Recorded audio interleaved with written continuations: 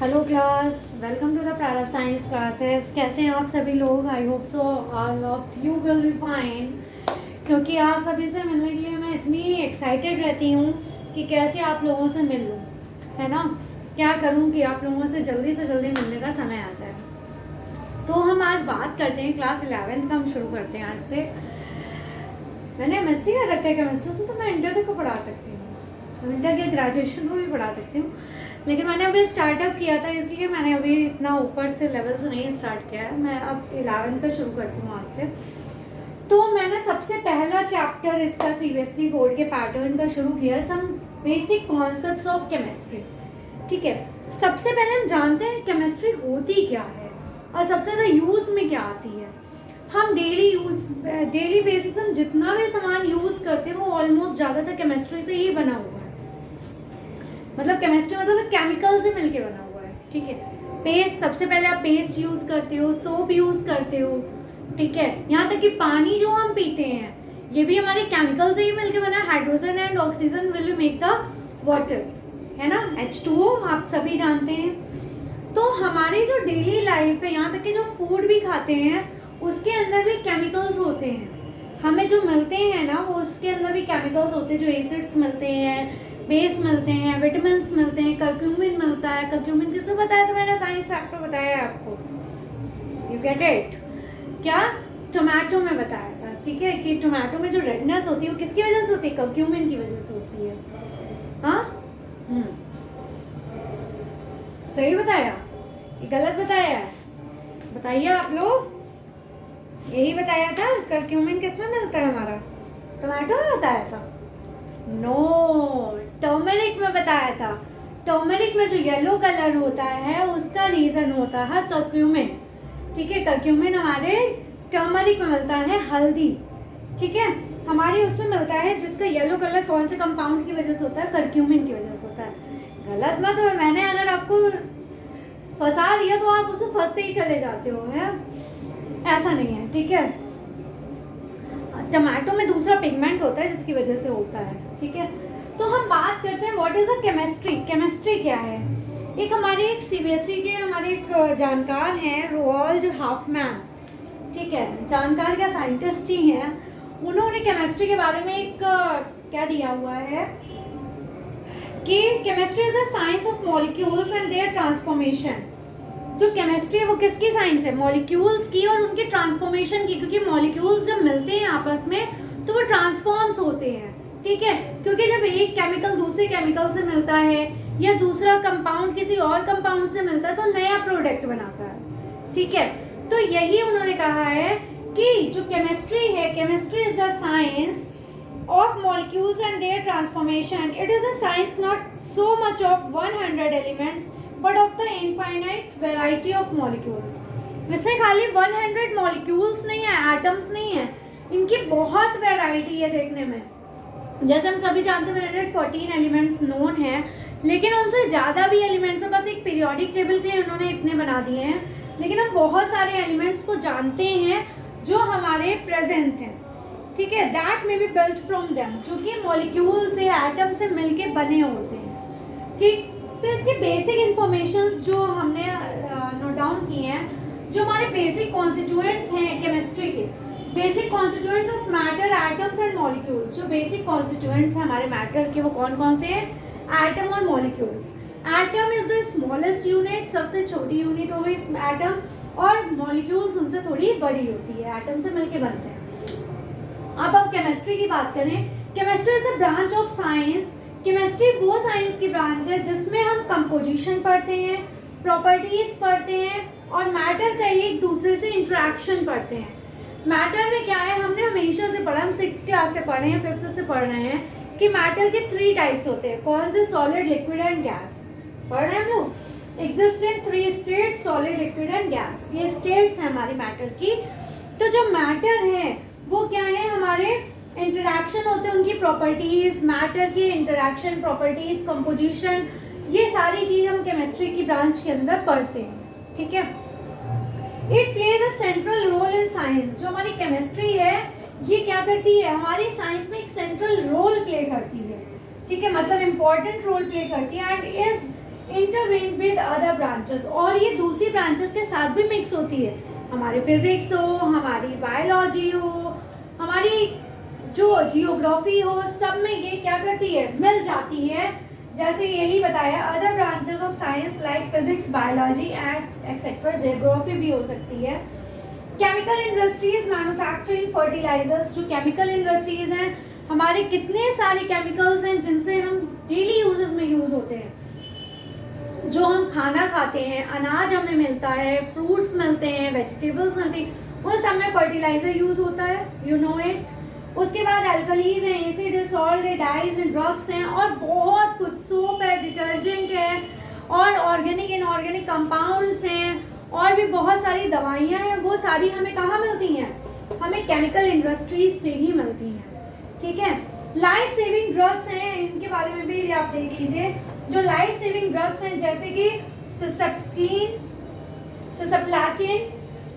Cisplatin and टेक्सोल, ये क्या है, ये बहुत इफेक्टिव है, किसके लिए, कैंसर थेरेपी के लिए यूज होती है। और AZT का फुल फॉर्म क्या होता है, जो AZT है ये हमारे एड्स में यूज होता है, और इसका फुल फॉर्म है हमारा एजिटोथायमिडीन, ठीक है। एजिटोथायमिडीन ये हमारे किस में यूज होती है, एड्स के ट्रीटमेंट में यूज होती है। कैंसर के लिए सिस्प्लेटिन और टेक्सोल, ये दो हमारी कैंसर में यूज होती हैं, जो सबसे पहले निकाली है, ठीक है। और हम केमिस्ट्री के बारे में क्या जान लेते हैं कि ये जो केमिस्ट्री है ये ह्यूमन नीड्स के लिए भी बहुत इंपॉर्टेंट है। जैसे हमारा फूड हो गया, हेल्थ केयर हो गया, हेल्थ केयर हमें जरा सा सर्दी जुकाम हो, हमें दवाई लेनी है, तो किससे बनी हुई है, केमिकल से मिलके बनी हुई है, ठीक है। तो ये सारी चीज़ें हमारी केमिस्ट्री के ही अंदर इन्वॉल्व होती हैं। जैसे एग्जाम्पल में आप ले लीजिए, बड़े स्केल में फर्टिलाइजर बनाना, पेस्टिसाइड बनाना, ठीक है, इंसेक्टिसाइड बनाना, ये सारी चीज़ें इसमें आ जाती हैं, ठीक है। उसके बाद जो एड्स की विक्टिम्स हैं उनको AZT दी जाती है, और ये क्या होती है, प्लांट और एनिमल सोर्स से प्रिपेयर किया जाता है, सिंथेटिक मेथड से। किससे किया जाता है, प्लांट और एनिमल से, ठीक है। उसके बाद अब हम बात करते हैं ये जो केमिकल प्रिंसिपल्स हैं, ठीक है। अब हम बहुत सारे चीज़ें यूज़ करते हैं, AC यूज़ करते हैं, कूलर यूज़ करते हैं, फ्रिज यूज़ करते हैं, तो इनमें अपने रेफ्रिजरेंट्स होते हैं, ठीक है। जो रेफ्रिजरेंट्स होते हैं उसमें क्या होता है, फ्रेऑन होता है, CFC होती है, ये सारी चीज़ें होती हैं जो हमारी क्या करती हैं, ये जो केमिकल है ये हमारे एटमॉस्फेयर को नुकसान पहुंचा रही हैं। जो हमारे ट्रोपोस्फेयर में क्या मिलती हैं, जो हमारे ट्रोपोस्फेयर में क्या कहते हैं, ओजोन लेयर है, उनको डिप्लीट करती है, उनको क्या कर रही हैं, खत्म करती जा रही है ओजोन लेयर को, जिसकी वजह से हमें बहुत ज़्यादा नुकसान झेलना पड़ रहा है, ठीक है। बड़े स्केल में हमें काफ़ी नुकसान झेलना पड़ रहा है। काफ़ी बड़ी इन्वायरमेंटल प्रॉब्लम्स हैं जो इससे क्या हो रही हैं, केमिस्ट इसके लिए देख रहे हैं। ग्रीन हाउस गैसेस में जैसे मीथेन हो गया, CO2 हो गई, ये सारी हमारी गैसेस ग्रीन हाउस गैस में क्या होती हैं, निकलती हैं, मतलब बाहर ये ग्रीन हाउस गैस में हमें मिलती हैं। बायोकेमिकल प्रोसेस में जो एंजाइम्स यूज होते हैं बड़े स्केल में, उनको प्रोडक्ट किया जाता है। उसमें एक्सोटिक मटेरियल्स हैं जो इंटेलेक्चुअल चैलेंज जो देते हैं, जिनको लोग एक्सेप्ट करते हैं।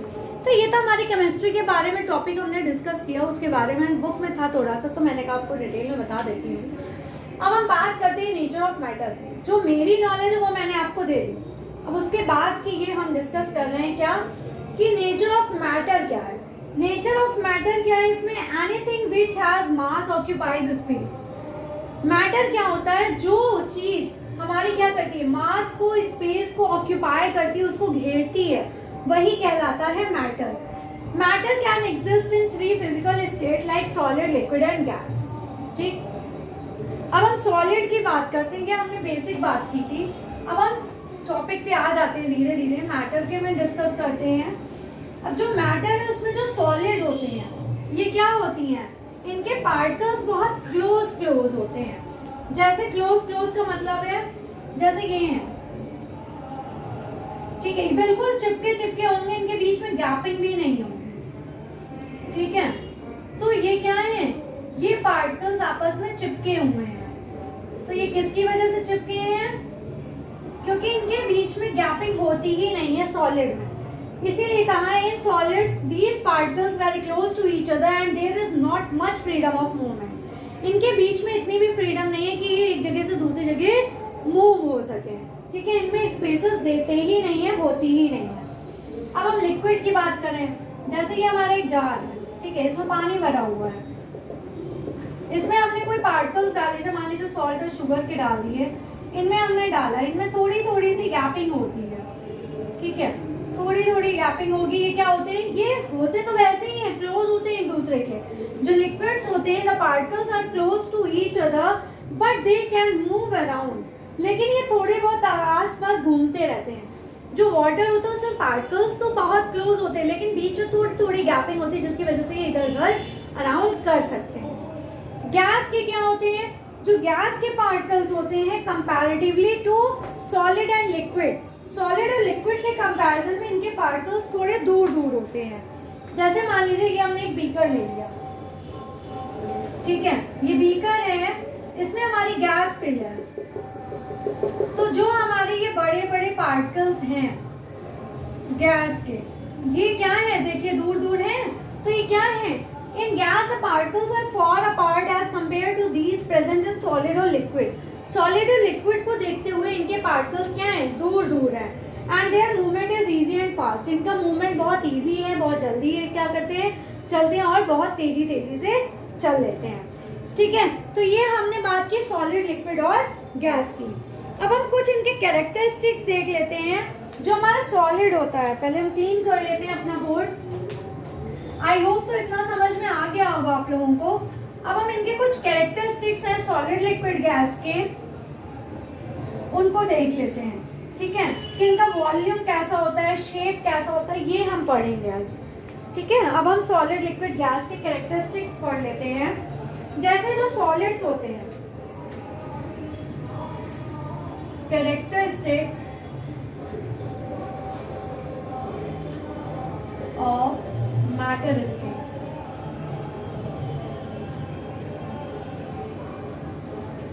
जो हमने 3 इसकी फिजिकल स्टेट्स बताई हैं उनके बारे में। सबसे पहले हम सॉलिड के बारे में पढ़ते हैं।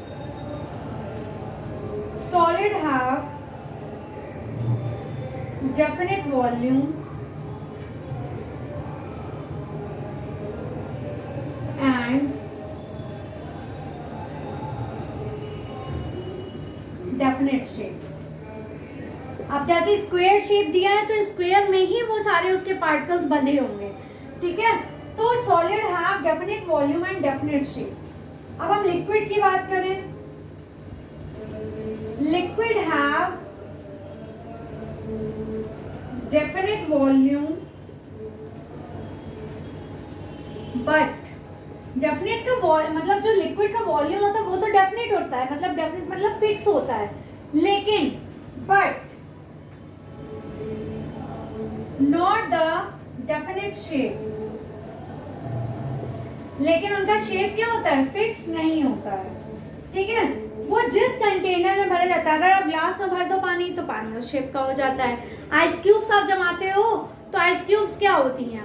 आइस क्यूब का जैसा शेप उसकी ट्रे का होगा, आइस ट्रे का, उसी शेप में हमारी आइस जमती है।